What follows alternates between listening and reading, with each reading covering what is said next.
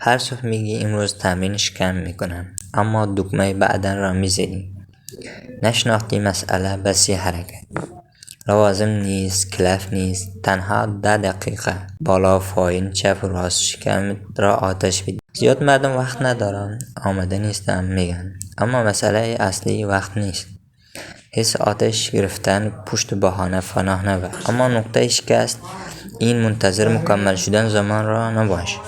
بجای 10 دقیقه شبکه مجازی بودن کوتاه است. بهانه ها را دور کن، شکمت را بیدار کن.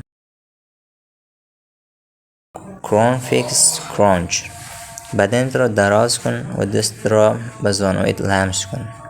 شکمت را مثل 4 مغزواری پچک کن. 15 دقیقه. 2. کور هولت. 30 ثانیه شور نخور، تنها نفس بکش. 3. سلاید پلنک ریز. بغلای شکمت را ساده نگیر. هر دو طرف 45 ثانیه. این روتین به 7 صبح انجام میدی. سخت شدن شکمت را میبینی.